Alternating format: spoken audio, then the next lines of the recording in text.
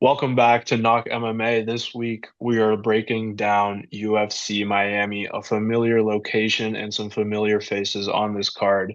This is a card stacked with ranked talent, ranked fighters in the prelims as well. So I'm looking forward to this card. Just know it's going to be stacked with bangers. And let's get into it.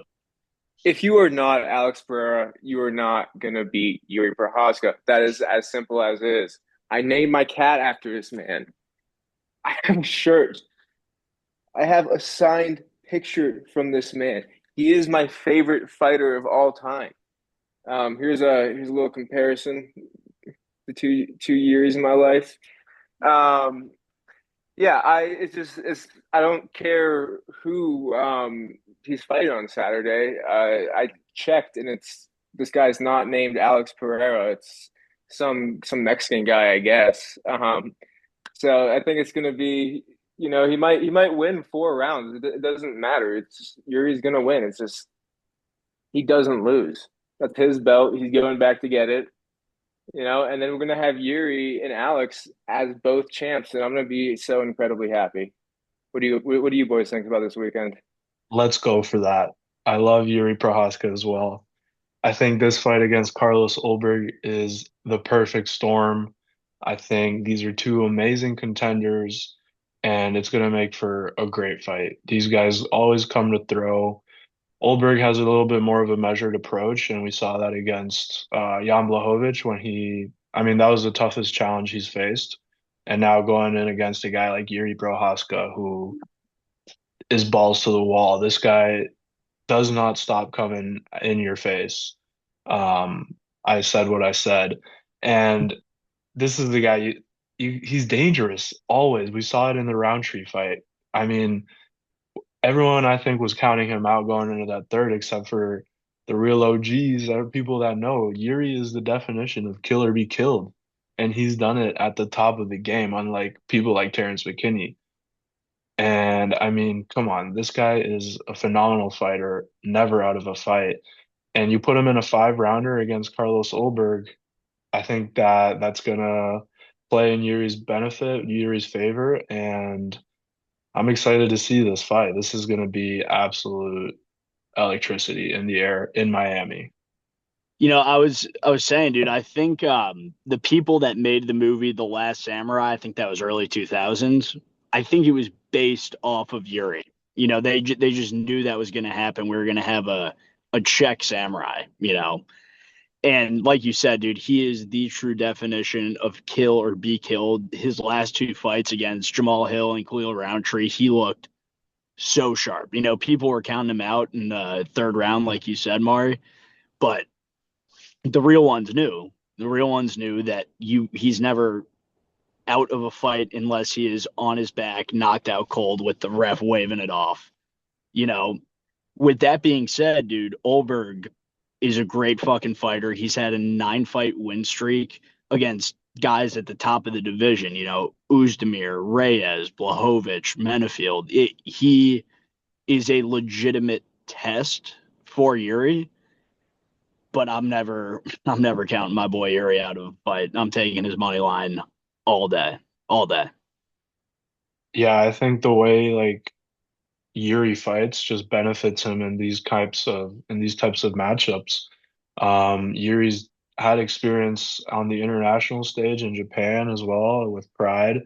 And then in the UFC, he's faced some of the top killers, some former champions, current champions, great champions. And I think he's going to take all that experience and put that into this fight against Carlos Ulberg. Yuri's expecting his first child. That only plays in his benefit. That's going to be added motivation for a guy like him who's very spiritual, very like focused on his life. And I think this is the right moment for him. I think the due date is like a week apart or something like that, something crazy. So I think it's going to be peak moment for him in life.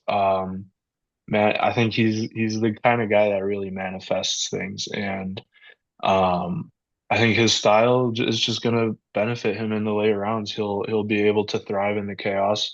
And even though it's chaotic what he throws, it's still with precision and measured. And he knows what he's doing, even if we don't know, you know? So I'm excited to see how it goes. And I think this one's gonna be a finish. I see someone getting finished. You love seeing guys get finished, don't you? No, yeah, I think that he's going to be absolutely locked in for this one. When he was asked about him having a child being a distraction, he said the most Yuri thing, and I think it was, "I have my mission, she has hers," which is just fucking legendary. So yeah, I don't think there's any way he loses this fight. I don't think we exist in that universe, man. Yeah, I think we're gonna see a new awakening of Yuri with the child on the way, kind of how we saw that with Oliveira. You know, he used to give up in fights and all that. Not that Yuri's done that before, but I just think we're gonna see like a new era of Yuri. Yeah, and I don't want to count out Ulberg. He's an extremely good fighter. Yeah. Always dangerous. We saw To that in count the him out. Blachowicz fight. We saw that in the Daniel's quick to count him out, but His we name's saw in not the Alex Bla Pereira, dude. we saw how he handled the step up in competition against Blachowicz, and I think he'll definitely be ready for the moment. He's going to be game, and he's going to be extremely dangerous in these early rounds. I think when Yuri takes a little bit to get into gear, I think that's when Olberg can have early success. But like I said, in a 5 round fight, it's tough to count out Yuri. Oh yeah, no, he will have success in the early rounds, 100%. Everyone does, but that's how he learns and gets stronger. He's like, oh, this is how he punches me. Okay, Yeah, he can take it. He's got a tough chin. Um, he's got to download information, bro. Pereira made it look weak, but Pereira will make anyone's chin look weak. So I Yeah. think I think it's going to be a banger fight. I really hope Yuri comes out on top, and that's my pick for that fight. What do you guys? I'm telling it. I'm telling. I don't even have to ask what the fuck Daniel's gonna do, dude. I already know what he's Yeah, gonna say, but Yuri I'm by going with finish. Yuri. Yeah, there it is. Yeah, this fight's Daniel, not can going we, decision. can we get a round prediction from you? I'm thinking third, fourth round. Mm, I like it. mm. I could see this going. I mean, pretty similar to the Roundtree fight. Gets tagged a couple times in the early rounds, downloads information, and then executes, man. I can see it. I can see it. I can see that. I can definitely see that. People are hyping up the secret juice way too much. Paulo Costa, he's a great fighter, great personality, and now he's moving up to light heavyweight. And he's facing Azamat Murzakanov, an absolute killer, guys. He's 16 and 0, and he just knocked out Rakic in his last fight, made it look easy in the first round. And Paulo's got his work cut out for him. This is not an easy challenge for him. And moving up a weight class, it's a little dangerous, unknown territory. And I think Murzakanov is definitely live to get a KO here on Paulo Costa moving up. I completely agree. I think Costa's been struggling in his last few fights for sure. I think he got a dub in his last one, but I think he was on a 3 fight wins lose loss streak before that fight. And then Azamat, I he absolutely destroyed Rakic, and I think Rakic would be a good fight for Costa, especially moving up a weight class. He's going to be fighting people with much more power than he was seeing at middleweight. So we'll see about that finish, but I think Azamat is definitely going to take this fight.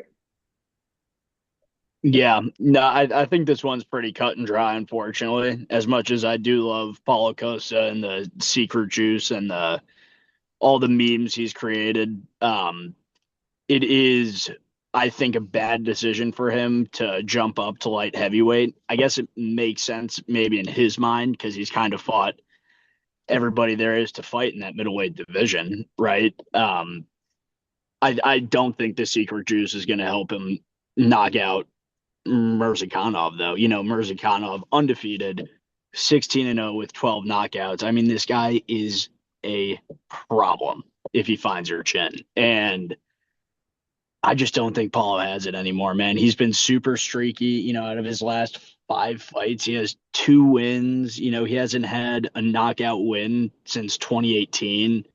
So, yeah, it's just, I don't know. As much as I love him, I see him getting absolutely flatlined, and it's gonna make my heart hurt. But such is MMA.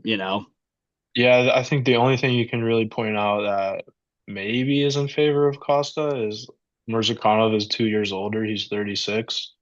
Mm. But at these heavier weight classes, that doesn't tend to play as much of a role. And I just know Murzakanov's confidence is going to be high. And I mean, there's no really reach advantage for either fighter, but you look at Paulo Costa, the last time he finished someone was, like you said, a long time ago. And all that being said, though, like Costa's a durable fighter. He's definitely been through some fights where he looked like maybe he was out, and I mean he hasn't gotten finished since the Izzy fight. That's his only ever um finished loss in pro MMA.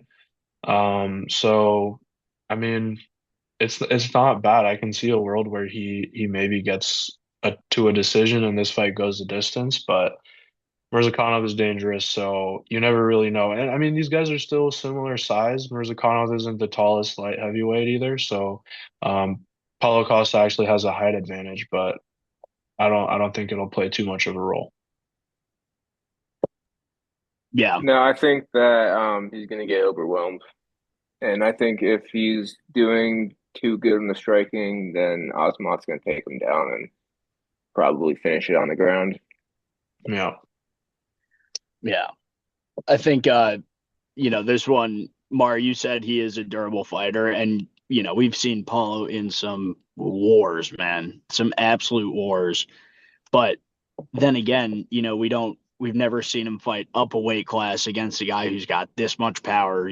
He just, if he finds Paulo's chin or gets him to the ground and can do some ground and pound, I don't see Costa making out of the like two decision. I don't see him making it two decision.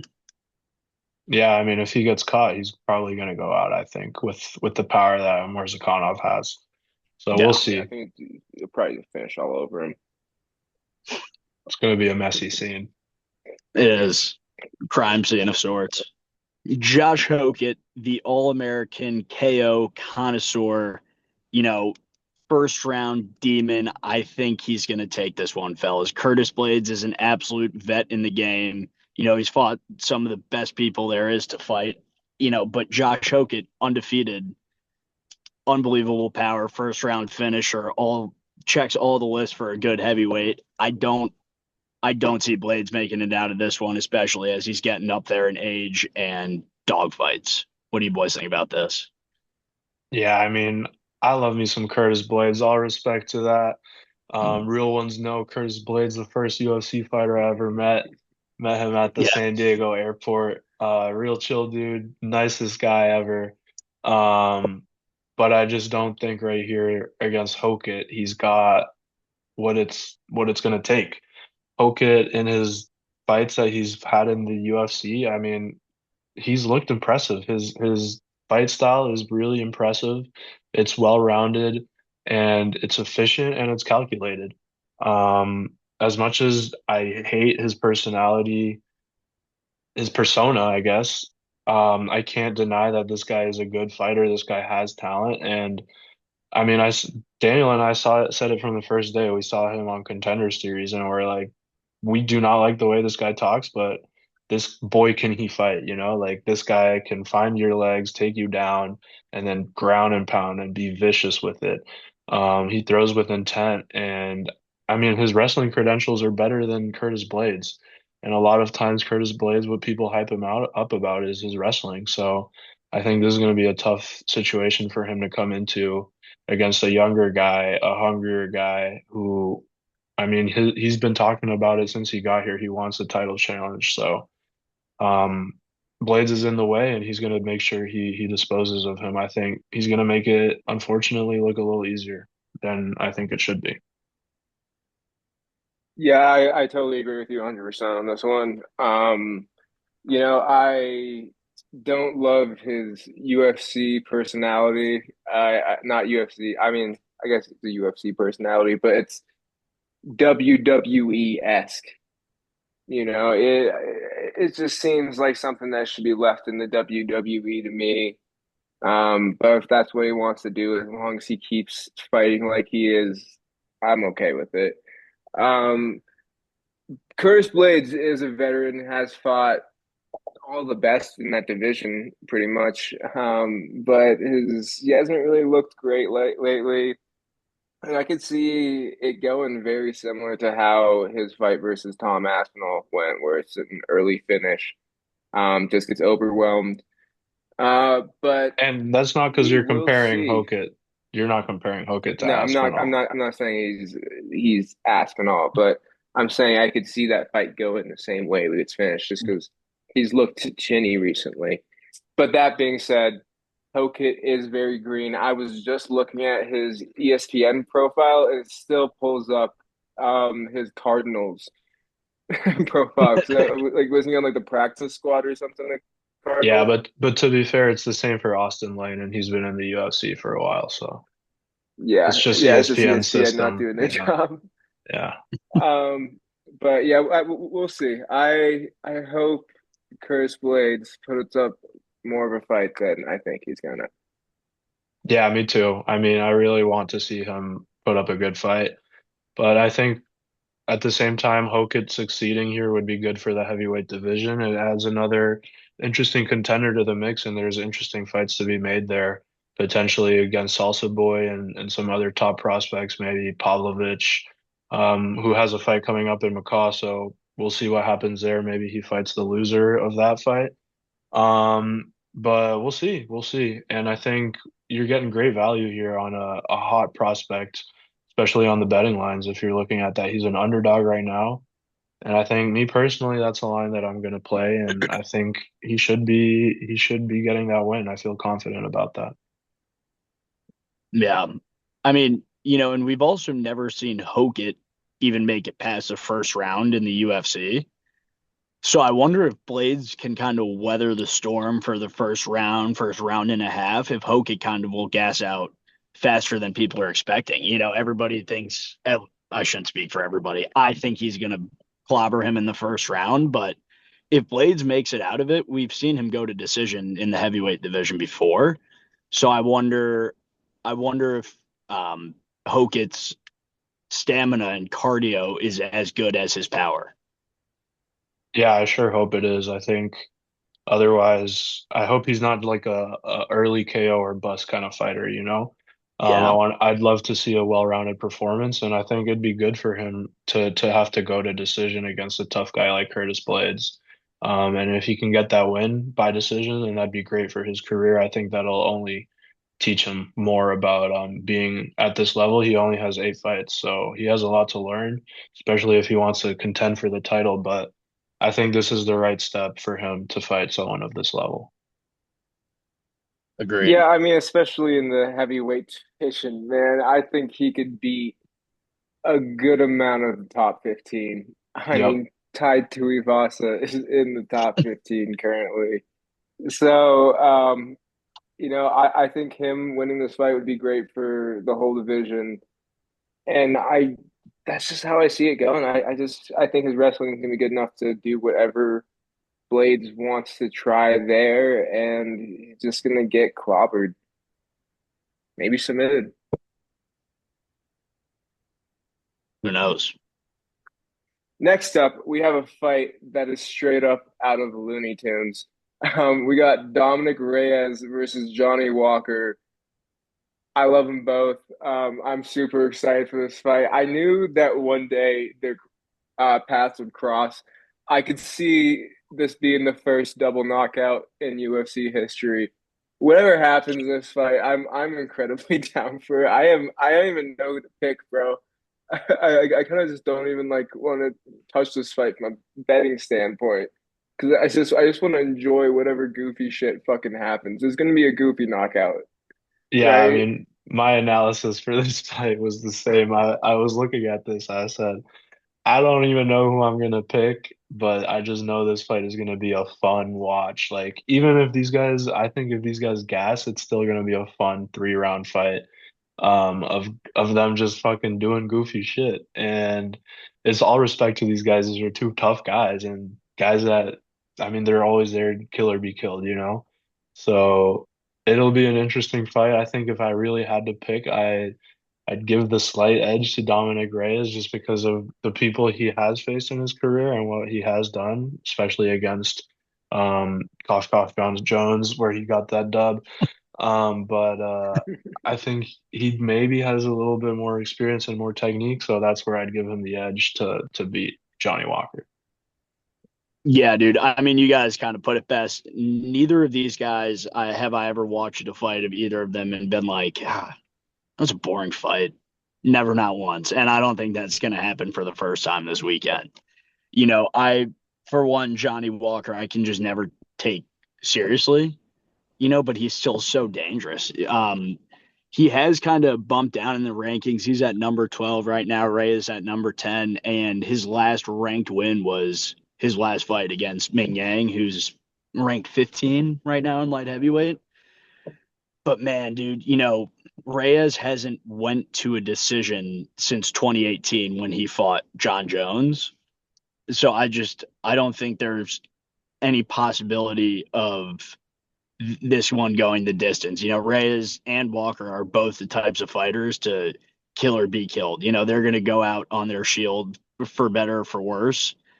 And I think this is honestly the fight that I'm most excited for, other than Yuri, of course.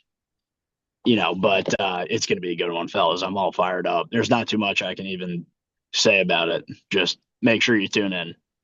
Yeah, not too much analysis that can be made here. Hey Yuri, can Yuri give us a wave? That's it. I can't even see Yuri. Yuri Fire. thinks Yuri thinks Dominic Reyes versus Johnny Walker is going to be the first double knockout in the UFC. Here's That's his double prediction. knockout. It's going to happen. They're both going to throw a spinning elbow at the same time. They're both going to drop. Can we mention how like heavyweight slash light heavyweight heavy the top of this card is? Like the first 4 fights are all heavyweight or light heavyweight, and 3 of them are light heavyweight. Oh, Yeah, I was. they're trying to stack it with finishes, All bro. the big boys. Yeah, yeah, for Oh, real. dude, I wanted to mention that in the intro, dude. Just like if you look at the card, it's like heavyweight, light heavyweight. I mean, it's gonna be a fucking banger. And we've been seeing a lot of knockouts recently, even in featherweight, lightweight. Everybody, these cards this year, we've been spoiled, fellas. We've been spoiled. All these cards have been great. Even the one last weekend where people thought it wasn't going to be that good, we had some serious knockouts and some seriously good fights. I think Uncle Dana and Uncle Hunter, they're on a streak recently, fellas, and I think they're working their magic with this one. Could be a hot take, but I mean, Call me I call can't me crazy. disagree. I think there's been good fights, even though they haven't been the most meaningful so far for like the Yeah. divisions, but I think there's still been entertaining fights that there's no denying that. All right, boys. This weekend, Cub Swanson, Nate Landwehr. We got the battle of the Unks. Nate Landwehr at 37, Cub Swanson at 42. Mar, you were bringing up an interesting fact earlier about the last WEC fighter to ever grace the UFC, Cub Swanson. So that just shows how long he's been around this game. You know, 22 years. 22 long and hard, just filled with wars and exciting fights, dude. He's seen everybody come and go. I would like to see him go out on top for his last fight. I think that would be really awesome to see, but dude, Nate Landwehr has been knocked out in his last 2 fights, so he's gonna be hungry for a finish. But again, he's no spring chicken at 37 years old, so we'll see how it goes. Yeah, I got Cub in this one. They're both very old, nearing. Is this Nate's last fight? I don't think so, right? He hasn't announced it. Nah, Probably not. Probably not. I don't Yeah, think so. okay, but he's nearing the end of his career. Definitely. Either way. And I think Cubs honestly looked better.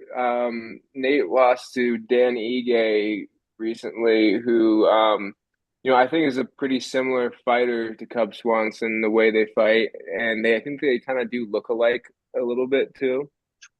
Um, just a little bit. But but yeah, I got Cub all day. I think either he wins by decision or KO. I mean, I love me some Cub Swanson. That's when we talk about UFC OGs, some of the first fighters that I watched, some of the first fighters I admired. We're talking about Cub Swanson. This guy's a real tough guy. This guy's fight against Stu Hu Choi. I remember an absolute war. I've watched that one back countless times. Nothing but respect for Cub Swanson. And his last fight out against Billy Quarantillo, everyone was counting him out. Everyone was counting him out. And I mean, that was 2 years ago now. Unfortunately, he kind of took a step back right after that. Wasn't sure if he wanted to continue fighting.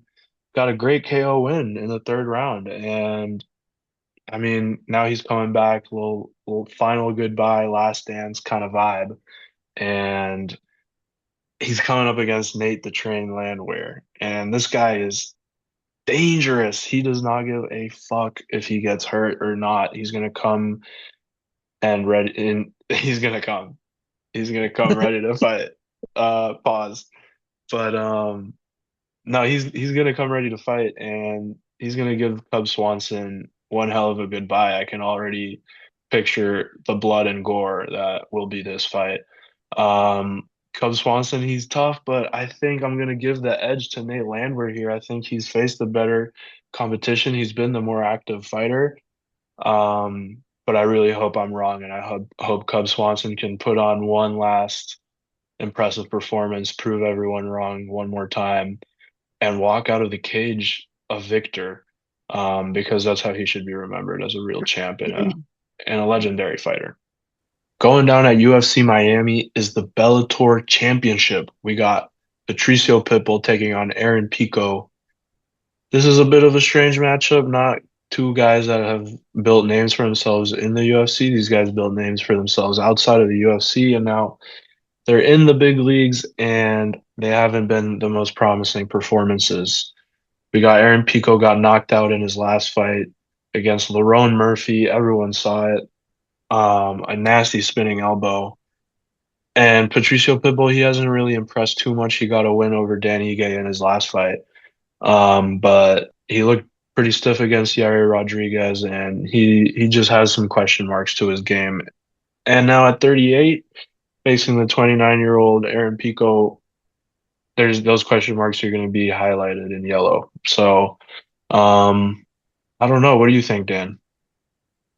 Yeah, I think this is going to be an interesting matchup. I think that Pico honestly looked really good against Murphy until he did get caught with that elbow. He was overwhelming him, but I think his aggression is what got him exposed. And looking at his record, all of his losses have come by finish. I mean, he has won a few decisions. Most of his wins are by finish, though. And I think, Pitbull probably said it the best, where I saw a quote where he was talking about Pico and he said, he's got, a punch that'll take a man's head off, but it's chin made of glass. So, but also, Pitbull hasn't shown that knockout power really, at least in his two UFC fights. I mean, he did have plenty of finishes in Bellator, and he was the champ out there, so you expect a lot out of him. And this was a fight that we were going to see at Bellator, so it should be interesting. If I had to pick, I think Pico, but I think Pitbull could win this one by decision. Yeah, I think you brought up a great point where Pico, in my opinion, as well, was kind of controlling the fight against Lerone Murphy up until the knockout. I think he was bringing good pressure. He had Lerone on the back foot up against the cage a good amount, and some strikes were going through. But ultimately, that was what led to his downfall, being so close and personal with Lerone Murphy. ended up costing him. And I think Pitbull might be able to take advantage of that as well. He's kind of experienced a lot of different things in the cage, being an older fighter and someone that, I mean, he has over 40 professional fights in MMA, so I'm sure he's experienced every kind of style, and I I'd hope he'd be able to game plan for that. And I mean, my early pick as well, I was leaning heavily towards Aaron Pico, and the odds would agree with that. Pico, I believe, is like minus 300. So I think Pico definitely can win being the younger fighter, but I think there's good value in Patricio Pitbull if you think he can win 2 rounds over Aaron Pico. So I'm not too hot on Pico as a straight value on him, but I think he probably should win this fight, and I think that's what he needs for his career. But I think Pitbull definitely has what it takes to nullify that and come out on top. Yeah, I think you hit every point. I think he did look pretty solid against Dan Ige. And Dan Ige is the type of person that likes to overwhelm fighters. So we'll see if he can, show that same style against Pico, who is, younger, going to be a little bit quicker. And at this point probably has more knockout power than Dan Ige. Loudmouth is back versus Randy Brown. I think this is going to be a fun fight to watch. Uh, Stylistically, I think Randy Brown has the advantage on the feet. Kevin Holland does have good striking. I think he does have a little better grappling than Randy Brown does. I could see this fight going to decision, and I think that's really Kevin Holland's path of victory as long as he's able to implement his grappling. Rapper. As long as he's able to implement his grappling. I can't help it. Yeah, I As long as think he's able to implement his grappling. there Jesus. you go. Yeah, but Randy Brown just got knocked out by Bonfim, who I think is a pretty mid fighter. So I think it should be pretty interesting. I think Kevin Holland could maybe get a submission. We'll see. I'd have to disagree with you. I think Bonfim's actually not a bad fighter. I think he's about on the level of Randy Brown, in my opinion, and I think that was just an instance where he got a good shot and measured it up. But I think right here, this matchup's interesting. I mean, you look at Kevin Holland, and he's always been this lankier, skinny, tall, rangy guy, and now he's coming up against Randy Brown, who has those same qualities. So I think it's going to make for a fun match. Um, Maybe even reminiscent of the Wonder Boy against Holland fight, where they engage in a striking match. I can see that. Um, I mean, I think you said it. Randy Brown has the striking advantage potentially. I think Kevin Holland might have the striking advantage actually. He likes to let those hands go. He likes putting combos together, and I think that can win fights in the UFC, especially against guys like Randy Brown if they're not on their A game. So I don't know. This is another fight where it's kind of a too close to call situation for me. And I just know it's going to be a fun fight to watch. Kevin Holland, like it or not, he's going to try and get into the opponent's head. So I think he definitely has a little bit of an edge, but I wouldn't say it's a winning edge. I don't know. I can't pick a fighter here. I hope they both have fun. Yeah, me too. Every time I try to pick a fighter in a Kevin Holland fight, when I pick him, he loses. When I think he's gonna lose for sure, he somehow wins. I'm just gonna try to enjoy the fight. Yeah, I remember the Gunnar Nelson fight. We were both on Gunnar Nelson. We are like, Gunnar Nelson, he's fighting Kevin Holland, who's looked so bad, and then Kevin Holland all of a sudden has a resurgence. Um, Yeah. so it's hard to call his fights. You never know if he's going to show up to fight or to get a paycheck. So I can't call this fight. Polish Power is back for the third time in the last few weeks. We got Mateusz Gamrot taking on Esteban Ribovics. We all love our Polish fighters. over here at KnockMMA. We have a special bond with Poland. And I mean, Gamrot, he's been a bit of a hit or miss fighter recently, a bit of a gatekeeper, if you will. And his last fight got submitted by Charles Oliveira. No shame in that whatsoever. Charles is a beast. Ludovic Klein, that's a good win, but Ludovic Klein hasn't really reached that next level in the UFC. That's an instance of the gate being kept by Mateusz Gamrot. And a questionable loss recently he had was Dan Hooker. I mean, Dan Hooker is really a guy you should be disposing of if you consider yourself a top athlete in the lightweight division. Dan Hooker, he's a cool dude, but I mean, really, you should be beating him if you consider yourself a serious fighter, in my opinion, in this day and age.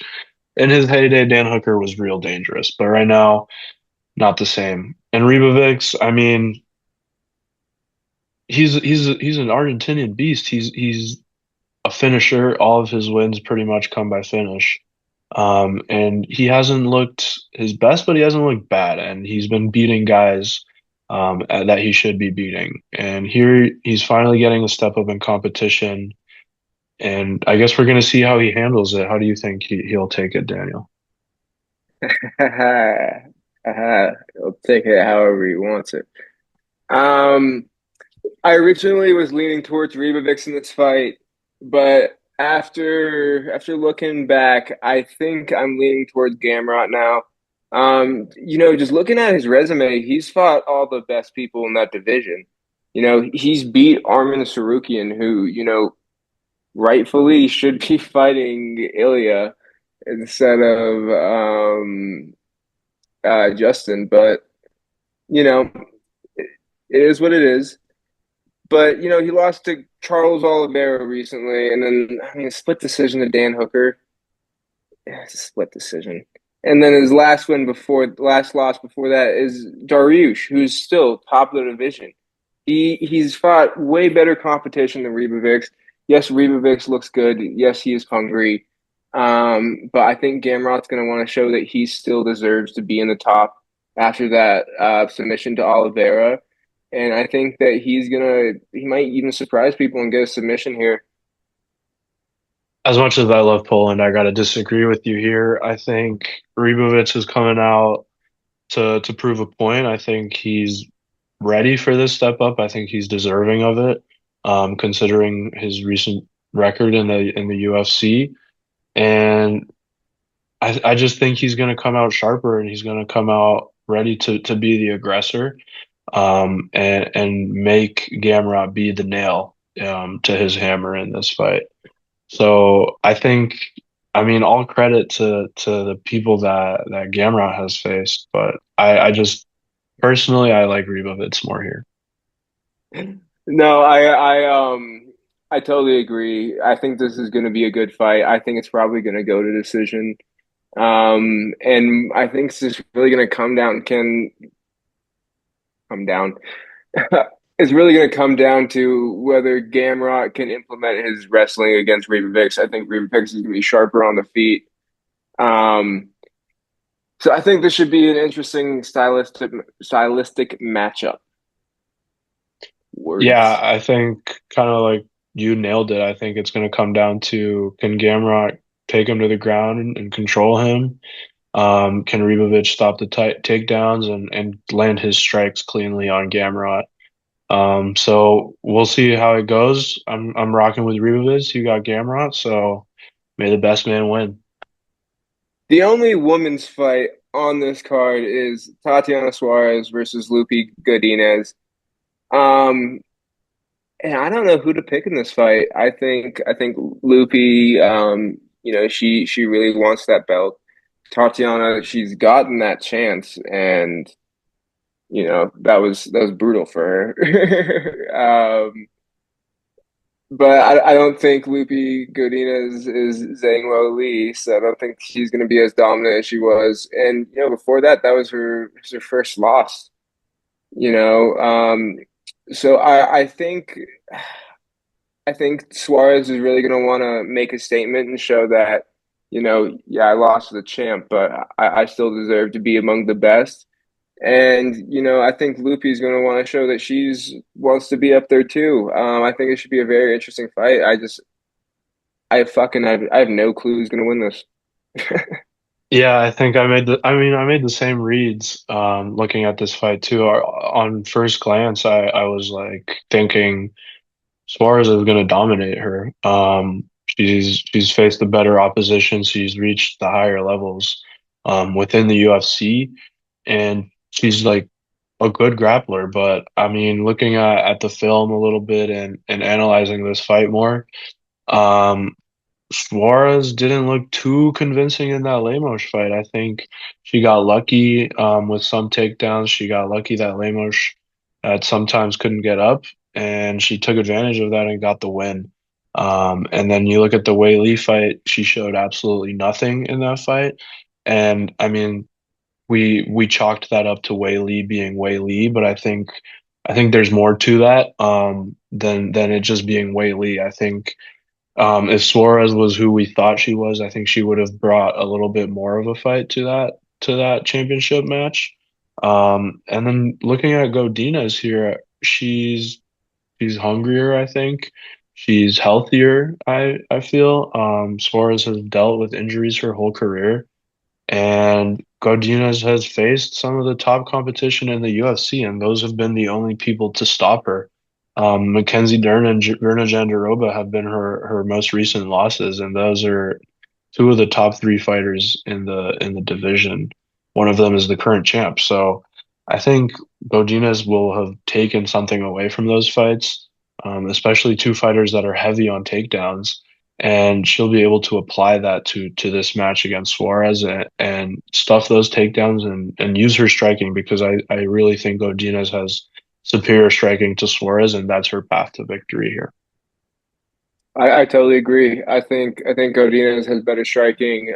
They both like to wrestle, but Suarez has shown that if she can't get her wrestling going, she does not have much to offer. So yeah, I think if I had to pick someone, it's Godinez, but I could see this going like, the Lemos fight. Yeah, I can see it going both ways. I mean, like I said, I had Suarez early, and I flipped over to Godinez now. So I'm feeling pretty confident on that switch. But I can totally see why people would still like Suarez, especially as the underdog, and they might feel that that's a safer play. Taco Taco Taco, Chris Padilla is here. He's fighting Marquel Mederos at UFC Miami. This is a really fun matchup. If you don't know, now you know type vibes. Um, Chris Padilla, he's been on an absolute tear in the UFC out of nowhere. Um, and I think he kind of is flying under the radar, mostly because he's not that outspoken of a guy. He's very quiet and humble about what he does, and he's extremely dangerous at what he does. I think when he got into the UFC and we analyzed some of his early fights, people kind of wrote him off, kind of like judging a book by its cover almost. The guy looks older than he is. He looks like he's about 37, but he's only 30. And I mean, he's gotten three stoppage wins in the UFC and made it look impressive against guys like Israel Bonfim, Rong Zhu, and James Yantop. So, I mean, those are good wins, and now he's coming up against another hot prospect in Marquel Mederos. These two guys are on a collision course, and I think this fight is going to be almost like last week where we had two top contenders kind of dog it out in the what fight was that? This fight is kind of like the Ethan Ewing against Esteban fight, where you got a guy with a lot of potential and another guy that's shown that he can hang with the best dogs. So. I think this is the fun fight where either of them could get the win, but I'm leaning towards Chris Padilla. I've been really impressed from what I've seen from him so far, and that's my pick. Yeah, I think I agree with you. I think Padilla's fought a better, um, just better competition in the UFC. They were both undefeated in the UFC. So someone's first loss is going to happen. Mederos, he's had three decisions. His only TKO in the UFC was on Contender Series. One of his decisions was a split decision. He just hasn't convinced me as he's ready to hang with the best as Chris Padilla has. He's looked really good, especially in that last fight against Israel Bonfim. And I could see this, you know, getting stopped early. Not too early, but like first round, second round finish. Yeah, I was gonna say that too. I think Padilla has a lot of value to get the finish here. He's shown that he's capable of getting KOs.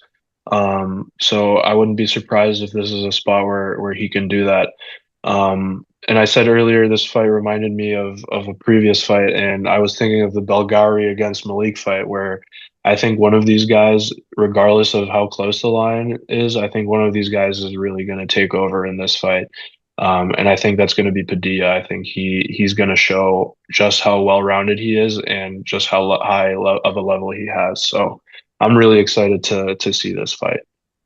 All right, you got two hot guys coming at each other in Kelvin Gastelum versus Vicente Luque.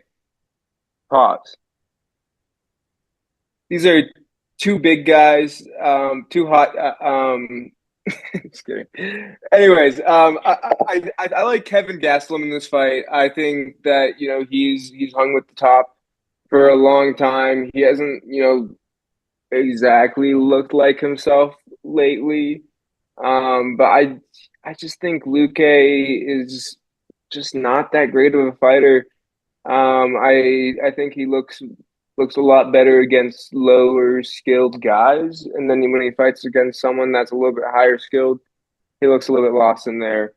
And I think if Gastelum can make weight, he's going to win this fight. Yeah, this is a fight you don't really need to overcomplicate. I think Kelvin Gastelum has shown that his level is still up there. I mean, he went the distance with a guy like Joe Pyfer, who is now a top 10, top five fighter. And Gastelum can still hang with a guy like that. Meanwhile, you're looking at Vicente Luque, whose most recent win was against Themba Garimbo, who hasn't really shown anything in the UFC, if we're being honest. And Kelvin Gastelum, he's still very much has some of that speed that he used to possess. It's not to the same level, obviously, but it's still enough that he can put a beating on you. And Vicente Luque in his last fights has been getting beatings put on him. We look at his fight with Joel Alvarez. Alvarez had mercy on him and didn't finish him. That's why that went to decision. He easily could have finished him in the second round or the third round, and Alvarez just admired him too much to hurt him and finish him in the fight. So I just think Gastelum is going to be able to take over here, especially in the late rounds, and I wouldn't be surprised if Gastelum knocks him out. Francisco Prado, the 23-year-old Argentinian, coming up against Charles Radke. This is a fun fight to start the night off in Miami with some real heat in the Miami Heat Arena. And we're looking at Francisco Prado at only 23 years of age. And this guy has some real UFC experience. It hasn't been the hottest of starts in the UFC. He's 5-1 right now. Or sorry, he's 4-1 right now in the UFC, 3-fight loss streak. But like I said, only 23 years old, a lot of potential. And he's fought some genuinely tough guys. And Charles Radke, not the best fighter. You look at the competition he's faced, and I mean, he hasn't beat the good guys that he's been. He like everyone he's beat is just not good or not in the UFC anymore. Meanwhile, the people he's losing to are top prospects, but been the only level he's fought. It's either top prospects or bottom of the barrel. And he beats bottom of the barrel, but he loses to top prospects. And I think Prado is one of these top prospects, even though he's on a losing streak. I think he is 23 years old. He's going to get better by a good amount every single time he fights. And I think that gives him the edge over Radke here. And I can see him coming out and getting the win. And it's got to be noted, every single one of Prado's wins is by finish. 6 KOs, 6 subs. He's dangerous everywhere. I think he can get the finish here against Charles Radke. I agree. I'm leaning towards Prado in this fight. I think he's had a really rough time in the UFC. I mean, his last three fights have been against really good fighters, except for I guess Daniel Zellhuber, even though he looks really good in that fight. Um, I Prado is someone that I thought was going to see a lot more success when he joined the UFC. So I think that this might be a good jumping off point for him to start working his way up the rankings, get a W. And I just think that, Radke, he likes to fight. He's a scrappy guy. But I just don't think he has what it takes to hang with the best. But I am excited for this fight. I think it's going to be a complete scrap. I'm super ready for it. I think Radke's pretty tough, so I don't know about the finish, but we'll see if Prado gets combos going and get the finish. Yeah, Prado definitely has nice striking, and he always comes ready to brawl. So I wouldn't be surprised if we got a lot of blood in the very first fight. I can see this going to a decision. But like I said, Prado is always looking for a finish, so I think he's going to be pushing for that in this fight, especially to get back on the right track. So, Prado by finish is my pick. Prado money line is also a good play, especially as an underdog. I think you're getting good value on a younger guy, kind of like last week where we had Aline Pereira, only 20 years old. And she was an underdog play. No, she was favored. I think it flipped at one point. Yeah, but that was a pick 'em kind of fight, and Yeah, it was a Pereira, 50-50. I think the younger fighter in these kinds of situations definitely is always going to have a bit of an edge. So for that reason, I'm going to go with Prado, and yeah, Yeah, I think I'm gonna edge to Prado also. Daniel loves edging. And with that, we've reached the end of this fight card, um, filled with spectacular fights. We got Yuri headlining, main event. It's going to be spectacular. We're going to be going for that extremely hard, and I just can't wait. Can't wait. Can't wait. All right. Well, thanks for watching. See you next week.